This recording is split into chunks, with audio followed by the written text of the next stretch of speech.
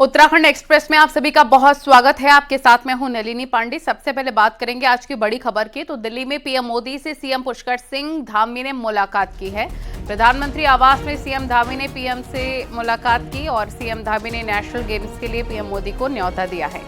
इस दौरान सीएम धामी ने प्रधानमंत्री को राज्य में हो रहे विकास कार्यों की जानकारी दी। मुख्यमंत्री ने कहा, ऋषिकेश कर्णप्रयाग रेल परियोजना के पहले चरण पर तेजी से काम हो रहा है और टनकपुर बागेश्वर रेल परियोजना का सर्वे का काम हो चुका है।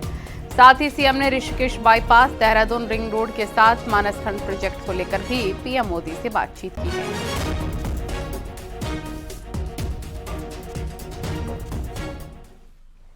हरिद्वार से बड़ी खबर। यहां पर रोशनाबाद में हॉकी स्टेडियम में प्रैक्टिस कर रही एक नाबालिग हॉकी खिलाड़ी से रेप का मामला सामने आया है।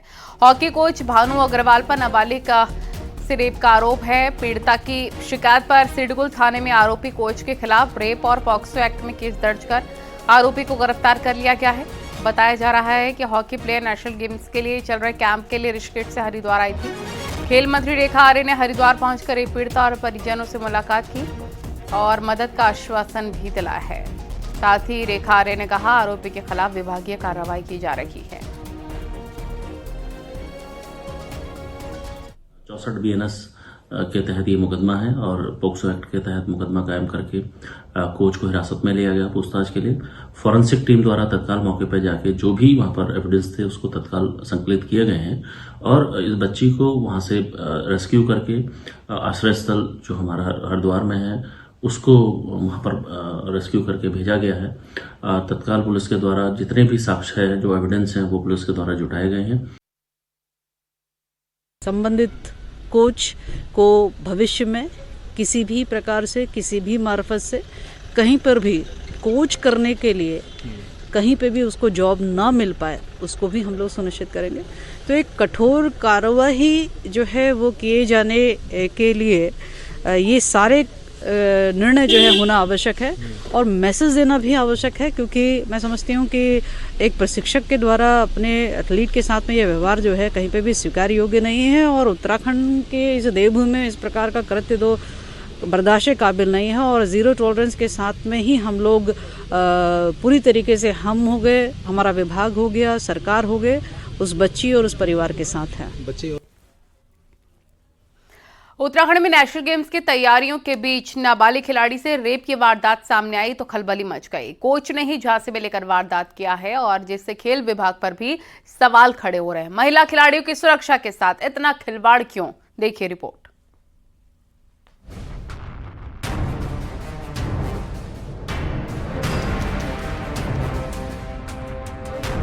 अट्ठाईस जनवरी से उत्तराखंड में पहली बार नेशनल गेम्स होंगे और पूरे देश के खिलाड़ी यहां आएंगे, लेकिन ठीक हफ्ते पहले आई रेप की वारदात ने सभी को हिला कर रख दिया। कोच ने ही नाबालिग छात्रा को पहले झांसे में लिया और फिर हवस का शिकार बनाया। अब आरोपी कोच भानु प्रकाश को तो गिरफ्तार कर लिया गया है, लेकिन सवाल खेल विभाग पर उठने लगे हैं कि जब खिलाड़ी ही सुरक्षित नहीं है तो खेल कैसे होंगे। विभागीय स्तर से भी कार्रवाई हुई, पुलिस को तत्काल जो है इसमें इन्वॉल्व किया गया और उसकी अरेस्टिंग कर ली गई है। लड़की नाबालिग है और बहुत शर्म की बात है जो हरकत हुई है और हमारा कहना है ये हम लोग उसको कड़ी से कड़ी सजा कैसे दिलवाएंगे इसके विषय में बात कर रहे हैं और साथ में ये भी देख रहे हैं कि अगर इस तरह से अगर कोई कोच करता है तो भविष्य में क्या हम व्यवस्था करें, जैसे कि वो कोच इस हरकत के बाद वो किसी और जगह काम करने लायक न रहे। न्यूज 18 ने नेशनल गेम्स में महिला सुरक्षा को लेकर दिसंबर महीने में एक रिपोर्ट दर्शकों को दिखाई थी और उस रिपोर्ट के आधार पर ही वक्त पर एक्शन होता तो शायद नाबालिग खिलाड़ी के साथ दरिंदगी नहीं होती। ऐसे में अब खिलाड़ियों में अपनी सुरक्षा को लेकर सवाल उठने लगे हैं। अभी तो फैमिली हमें पूरा सपोर्ट कर रही है, पर जैसे ही ऐसी कुछ न्यूज आती है फैमिली भी एक तरफ को डर जाती है कि हमारे बच्चे के साथ भी कुछ ऐसा ना हो। तो इस पे एक्शन लिया जाएगा तो जरूर फैमिली भी सपोर्ट करेगी, पर इस पे एक्शन लेना जरूरी है। डिफिकल्ट होता है कभी कभी कि कुछ रहता ही है मन में, तो उसको गर्ल्स को भी थोड़ा करना पड़ेगा। नेशनल गेम्स बस कुछ ही दिन दूर है, लेकिन इससे ठीक पहले सामने आई वारदात से विभाग में हड़कंप मच गया है। अब विभाग हेल्पलाइन की बात कह रहा है और महिलाओं के साथ महिला कोच की बात कह रहा है, लेकिन इतनी जल्दी कितना काम हो पाएगा ये भी बड़ा सवाल है। देहरादून से न्यूज 18 के लिए सत्येंद्र बरतवाल की रिपोर्ट।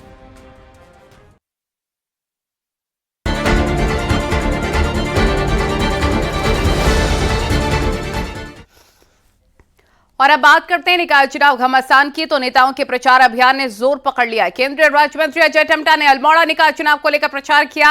इस दौरान अजय टम्टा ने बीजेपी प्रत्याशी अजय वर्मा के पक्ष में वोट की अपील की। अजय टम्टा ने कहा, अल्मोड़ा नगर निगम में बीजेपी का मेयर बनेगा और अल्मोड़ा के विकास में केंद्र और राज्य के साथ ही नगर निगम मिलकर काम करेंगे। संसदीय क्षेत्र के अंदर अल्मोड़ा और पिथौरागढ़ 2 मेयर सीट हैं। इस मेयर सीट में पहली बार भारतीय जनता पार्टी के अजय वर्मा जी, जो बहुत सरल, सौम्य, मृदुभाषी हैं और साथ ही इस नगर की समस्याओं से लगातार मिलते जुलते रहते हैं। केंद्र और राज्य सरकार के आने वाले समय में जो मेयर के रूप में जो बजट इस नगर को मिलेगा, उसका पूरा सदुपयोग हमारे अजय भाई मेयर बनने के बाद करेंगे। पिथौरागढ़ मेयर सीट पर काबिज होने के लिए बीजेपी ने कमर कस ली है। कार्यकर्ताओं के साथ ही पार्टी के सीनियर लीडर भी घर घर जाकर वोट मांग रहे हैं। डीडीहाट से लगातार 6 बार विधायक रहे बिशन सिंह चुफाल ने कई वार्डों में जाकर लोगों से बीजेपी उम्मीदवार कल्पना देवलाल की जिताने की अपील की। चुफाल का दावा है कि सरकार के कामकाज के आधार पर बीजेपी मेयर सीट जीतने जा रही है। बीण और जाखनी वार्ड में जनता के बीच में उनके लिए वोट मांग रहे और आशीर्वाद मांग रहे, तो लोगों में, जनता में एक उत्साह है, बहुत उत्साह है, क्योंकि कल्पना देवलाल जो योग्य एक महिला है। चुनाव प्रचार जोर पकड़ते ही हल्द्वानी की सियासत कई रंग लेती जा रही है, लेकिन बीजेपी और कांग्रेस पिछले साल हुए बनभूलपुरा कांड को लेकर आमने सामने आ चुके हैं। हालात ऐसे हैं कि बीजेपी ने कांग्रेस पर राज्य आंदोलनकारियों की हत्यारी पार्टी से गठबंधन करने का भी आरोप लगा डाला। देखिए रिपोर्ट।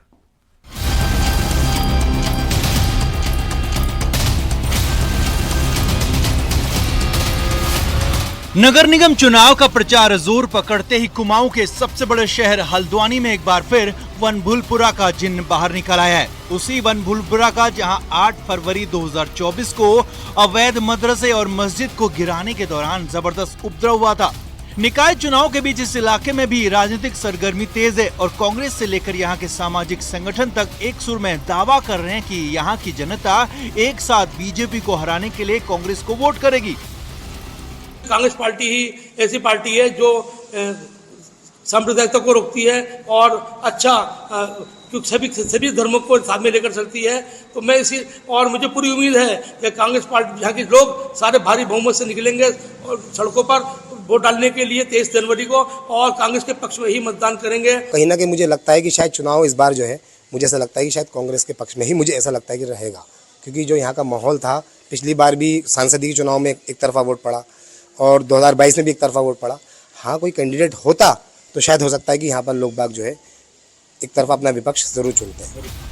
दरअसल विवाद यहीं से खड़ा हुआ है। एसपी प्रत्याशी के नामांकन वापस लेने के बाद कांग्रेस नेता खुलकर मुस्लिम वोटर्स को अपना वोट बैंक करार देने लगे हैं। लिहाजा बीजेपी ने भी इस मसले को हाथों हाथ लपक लिया। साथ ही बनभूलपुरा के लोगों से बीजेपी ने नफरत की वजह भी पूछ डाली।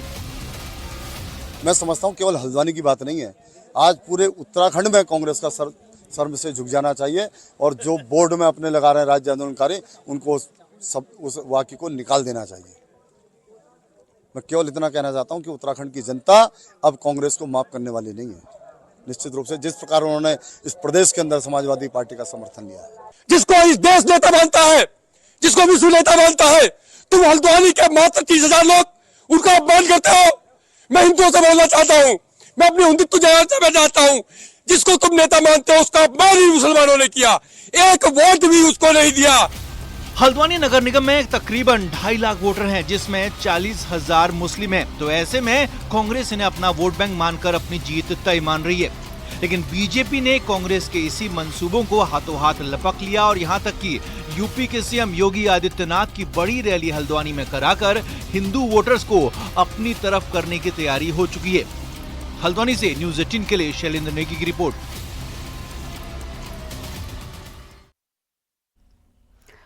और कांग्रेस भी चुनाव प्रचार में पीछे नहीं रहना चाहती है और आज कांग्रेस ने देहरादून के साथ ही ऋषिकेश में भी अपनी चुनावी दफ्तर की शुरुआत कर दी है।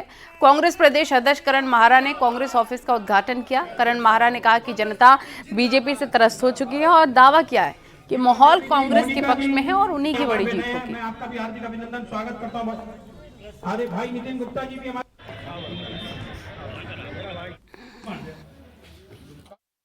भाई का जो मैं देख रहा हूँ, कई ऐसे लोग जो वर्षों से पॉलिटिकल एक्टिविटीज में पार्टिसिपेट नहीं कर रहे हैं, वो लोग निकल के बाहर आ रहे हैं। बुद्धिजीवी हैं, पत्रकार हैं, वकील हैं, साइंटिस्ट हैं, उन लोगों को मैं बहुत सालों के बाद इस तरीके से पॉलिटिकल इन्वॉल्वमेंट उनका देख रहा हूँ और ये शुभ संकेत है।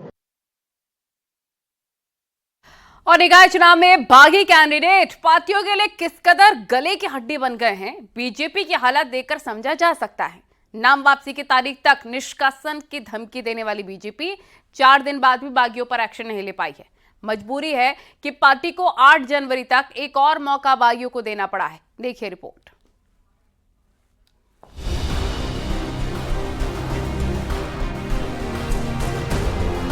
निकाय चुनाव में टिकट न मिलने से नाराज बीजेपी और कांग्रेस के कई नेताओं कार्यकर्ताओं ने निर्दलीय मैदान में ताल ठोकी है। कांग्रेस की अपेक्षा बीजेपी में इनकी संख्या कहीं ज्यादा है। नाम वापसी की आखिरी तारीख 2 जनवरी से पहले बीजेपी ने चेतावनी भी जारी की थी कि पार्टी प्रत्याशी के खिलाफ बगावत करने वालों नेताओं को निष्कासित किया जाएगा। इसके लिए युद्ध स्तर पर मान मुनव्वल की कोशिश भी हुई। कुछ माने, लेकिन कई लोग मैदान में डटे रहे। बीजेपी ने फिर 3 जनवरी को 30 नेताओं की एक कोऑर्डिनेशन कमेटी भी बनाई, लेकिन खास सफलता नहीं मिली। अब बीजेपी ने एक बार फिर बागियों को 8 जनवरी तक का समय दे दिया है। इसके पीछे पार्टी का अपना तर्क है। प्रयास है, उसमें अधिकांश परिस्थिति को समझेंगे और अगर वो पुराने समय के अपने को कार्यकर्ता मानते हैं तो उस अपनी कमाई को खोएंगे नहीं, पार्टी में बने रहेंगे।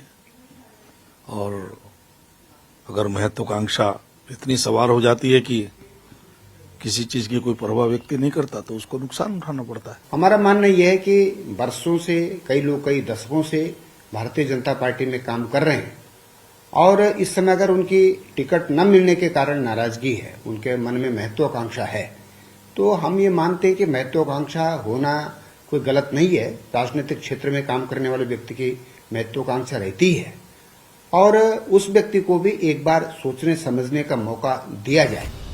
पूरे प्रदेश में बीजेपी में बागियों की संख्या 200 के आसपास है, जिसमें से अकेले देहरादून नगर निगम में सभासद पद के लिए 37 कार्यकर्ता बगावत पर अड़े हैं। प्रदेश के अन्य निकायों में भी अच्छी खासी संख्या में बागी चुनाव लड़ रहे हैं। पार्टी को डर है कि इतने बड़े पैमाने पर निष्कासन की कार्रवाई कहीं बैकफायर साबित न हो जाए। देहरादून से न्यूज 18 के लिए सुनील नवप्रभात की रिपोर्ट।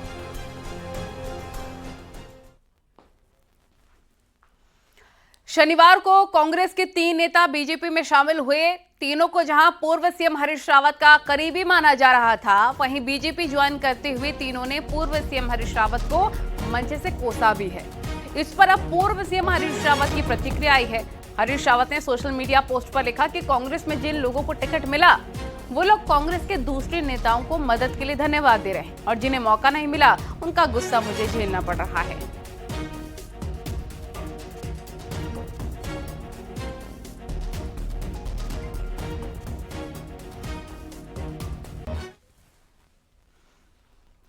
पूर्व सीएम हरीश रावत की प्रतिक्रिया पर पार्टी में उनके धुर विरोधी रणजीत रावत की भी प्रतिक्रिया आई है। रणजीत रावत का कहना है कि इतिहास इस बात का गवाह है कि जब द्रौपदी का चीरहरण हो रहा था तब राज्यसभा मौन थी, इसलिए धृतराष्ट्र को विलाप करना पड़ा। कांग्रेस नेता रणजीत रावत के इस बयान को 2016 में कांग्रेस में हुई लूट से जोड़कर देखा जा रहा है, जब पहली बार हरीश रावत सरकार में कांग्रेस में बड़ी लूट हुई और तब से कांग्रेस संभल नहीं पाई है। बीजेपी में जाने से हरीश रावत जी ने बहुत दुख बताया। इतिहास गवाह है, द्रौपदी के चीरहरण पे अगर राज्यसभा मौन रहेगी तो धृतराष्ट्र के हिस्से विलाप ही करने को आता है। और राज्य में निकाय चुनाव में आरक्षण को लेकर हाईकोर्ट में चुनौती दी गई है, जिसको लेकर आज सुनवाई हुई और कल भी मामले में सुनवाई जारी रहेगी। कोर्ट ने आज भी सुनवाई के दौरान कई सवाल उठाए कि क्या ऐसी जरूरत थी कि अंतिम आरक्षण वाले दिन ही आचार संहिता लागू करनी पड़ी, सुनवाई का मौका क्यों नहीं दिया गया, आरक्षण रोस्टर कई सीटों पर पिछले चुनाव जैसा क्यों, कोर्ट ने पूछा कि कौन से डेटा से चुनाव हो रहा है, हल्द्वानी सीट 3 बार से ही कैसे जनरल हो रही है, क्या रोस्टर यहां लागू नहीं होता। हालांकि कोर्ट के सवालों पर सरकार ने अपना तर्क दिया और कोर्ट से जवाब दाखिल करने के लिए कल तक का वक्त मांगा है।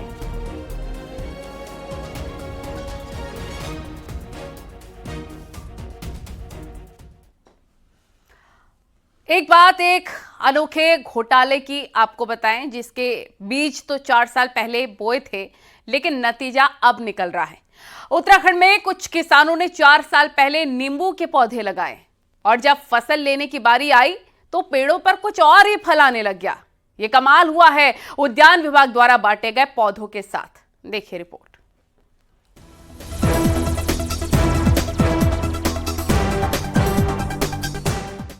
ये है रुद्रप्रयाग जिले के किसान मानवेंद्र सिंह, जिनके साथ नींबू के पौधों के नाम पर हुआ अनोखा घपला। साल 2020 में मानवेंद्र सिंह ने उद्यान विभाग से नींबू के पौधे खरीद कर लगाए, लेकिन झटका तब लगा जब 4 साल बाद पौधे में नींबू के बजाय जम्भीरी का फल निकला। जम्भीरी नींबू की तरह दिखने वाला फल होता है, लेकिन नींबू नहीं होता, यानी कहा जाए तो नकली नींबू। पौधों में घपलेबाजी की पोल रुद्रप्रयाग के मुख्य उद्यान अधिकारी का यह लेटर खोलता है, जिसमें साफ लिखा है कि देहरादून की संजीवनी नर्सरी से पौधे लिए गए जो नींबू के नहीं बल्कि जम्भीरी के पौधे निकले, इसीलिए नर्सरी से वसूली होनी चाहिए। ये लेटर मई 2024 का है, लेकिन अब तक कोई एक्शन नहीं हुआ है, तो हैरान परेशान किसान मानवेंद्र सिंह को सिर्फ नुकसान झेलना पड़ रहा है। उद्यान विभाग की योजना के तहत 125 पेड़ जो कि कागजी नींबू के मुझे बताए गए थे कि कागजी नींबू के पेड़ हैं, उनको 25 नाली ज़मीन पर लगाया और इन सब पर जो फल हैं वो जेमिरी फल हैं और इसको लेकर के हम विभाग के पास भी गए कि इस तरह के फल आ रहे हैं और इसका उपयोग किस में होता है। तो विभाग का कहना है कि ये मतलब कोई इसका यूज नहीं है और कोई उपयोग नहीं है और काटने की सलाह उन्होंने दिया। उद्यान विभाग में सेब और कीवी के पौधों में गड़बड़ी की सीबीआई जांच तक चल रही है, तो अब ये नया घपला सामने आया है। पौधों का ये घपला पिछली सरकार के वक्त का है, जब उद्यान मंत्री सुबोध उनियाल थे। मौजूदा उद्यान मंत्री गणेश जोशी ने डीएम रुद्रप्रयाग को जांच अधिकारी बनाकर जांच करने को कहा है, लेकिन जांच कब तक होगी, कब विवादित नर्सरी पर कार्रवाई होगी और किसान को नुकसान का हर्जाना मिलेगा, ये बड़ा सवाल है। वहीं कृषक बागवान उद्यमी संगठन के दीपक करगेती ने भी कृषि सचिव को लेटर लिखकर कार्रवाई की मांग की है। ऊखीमठ के किसानों को उसका जो पारितोषिक होता है, जो उनका 4 साल की जो श्रमदान है, उनकी मेहनत है, पेड़ों में जो फल आते उसके जो रुपया आते, वो सब अंशदान जो है सरकार या नर्सरी स्वामी की ओर से वहाँ पर दिया जाना चाहिए। मैंने ये जाँच जिलाधिकारी से करवाने के लिए कही है ताकि सही जांच हो। मेरी संज्ञान में यह है कि मई के माह में वहाँ के डीएचओ ने एक पत्र निदेशक को लिखा था हॉर्टिकल्चर को और उसमें भी कार्रवाई नहीं हुई, इसलिए मैंने आज सचिव को पत्र लिखा है। उद्यान विभाग में सामने आए नींबू के पौधे के घोटाले पर उद्यान मंत्री एक्शन का भरोसा दे रहे हैं, लेकिन सवाल है कि उत्तराखंड में दागी नर्सरियों और घपलेबाज अफसरों पर पक्की कब कार्रवाई होगी, जो किसानों के साथ धोखा करके नौकरी और धंधा चला रहे हैं। दीपांकर भट्ट, न्यूज़ 18 देहरादून।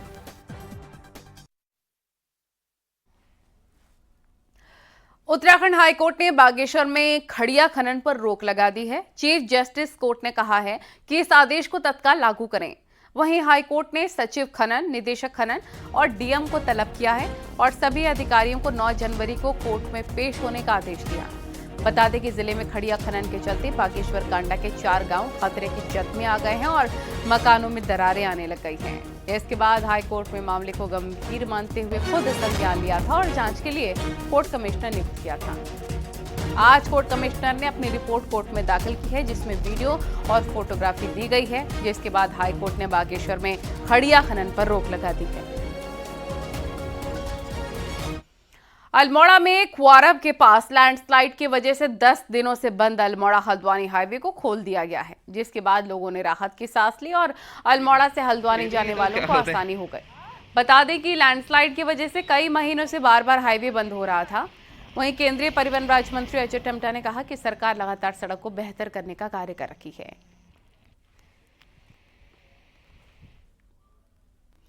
उत्तरकाशी में मौसम बदलने के साथ ऊंचाई वाले क्षेत्रों में बर्फबारी देखने को मिली है। गंगोत्री और यमुनोत्री धाम में बर्फ जम रखी है। साथ ही गंगोत्री नेशनल पार्क में बर्फबारी के बाद पूरी घाटी बर्फ से ढक गई है। पूरी घाटी बर्फ से ढक गई है। मौसम बदलने के साथ ही तापमान में काफी गिरावट हुई है, जिससे पूरे इलाके में कड़ाके ठंड पड़ रही है।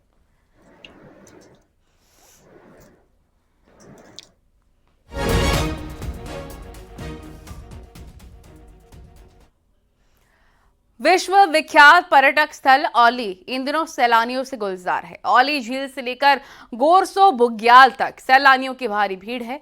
नए साल के जश्न के बाद भी सैलानियों का तांता औली में लगा है। यहाँ की सुंदर वादियों में सैलानी मौज मस्ती कर रहे हैं।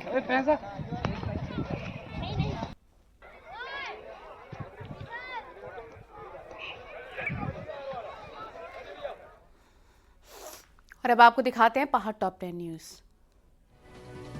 विकास नगर में नगरपालिका चुनाव में जीत के लिए बीजेपी और कांग्रेस प्रचार में जुट गई है। दोनों ही पार्टियों के प्रत्याशी समर्थकों के साथ डोर टू डोर प्रचार करते दिखाई दे रहे हैं। उत्तरकाशी की बाड़ाहाट नगरपालिका में बीजेपी ने प्रचार तेज किया। पार्टी ने सभी बड़े नेता धुआंधार प्रचार कर रहे हैं। पिथौरागढ़ में कांग्रेस के मेयर उम्मीदवार अंजू लुंठी ने कई वार्डों में जाकर खुद के लिए वोट मांगे और जीत का दावा किया। रुड़की की ढंडेरा नगर पंचायत के लिए चुनावी मैदान में उतरे 16 उम्मीदवार। राजनीतिक दलों के साथ निर्दलीय भी ठोक रहे चुनावी ताल। कांग्रेस से बागी होकर कोटद्वार मेयर पद पर निर्दलीय चुनावी मैदान में उतरे महेंद्र पाल को पार्टी ने निकाला। पार्टी विरोधी काम करने के आरोप में किया निष्कासित। नैनीताल में निकाय चुनावों को लेकर होने वाली वोटिंग के लिए प्रशासन ने अपनी तैयारियां शुरू की। पुलिस ने सभी पोलिंग बूथों का निरीक्षण कर रिपोर्ट तैयार की।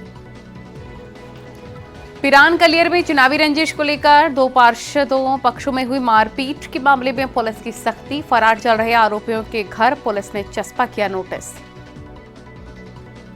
अल्मोड़ा पहुंचे उच्च शिक्षा सचिव रंजीत सिन्हा ने एसएसजी यूनिवर्सिटी के कैंपस का जायजा लिया। कुलपति, शिक्षकों और स्टूडेंट्स की सुनी समस्याएं। ऋषिकेश में सड़क किनारे खड़ी एक स्कॉर्पियो में अचानक आग लग गई। फायर ब्रिगेड के पहुंचने से पहले कार जलकर खाक। बागेश्वर में उत्तरायणी मेले की तैयारियां जोरों पर। डीएम ने मेले के प्रचार प्रसार के लिए पोस्टर का विमोचन किया। और चीन में फैले ये HMPV वायरस ने इन दिनों काफी चिंताएं बढ़ा दी हैं। भारत में कई मामले कर्नाटक सहित कई राज्यों से सामने आ रहे हैं।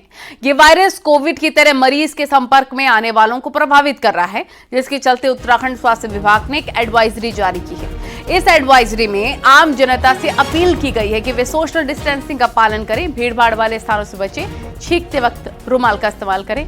हालांकि अधिकारियों का कहना है कि इस वायरस से डरने की जरूरत नहीं, लेकिन बच्चों, बुजुर्गों और बीमार लोगों को, यानी कि जिनकी इम्यूनिटी वीक है, उन लोगों को इससे सचेत रहने की जरूरत है।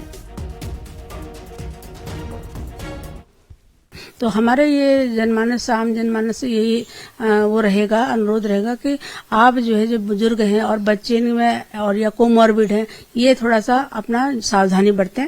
और हमको क्या करना है, अगर मान लिया ये सिम्टम आ गए तो हमको एक तो जैसे हम कहते, पहले भी हम कोविड के समय में हम थोड़ा जैसे सर्दी जुकाम होता था तो थोड़ा प्रिकॉशनली हम क्या रहते थे, थोड़ा डिस्टेंस बनाए रखते। खबरें जारी है, रुकेंगे छोटे से ब्रेक के लिए।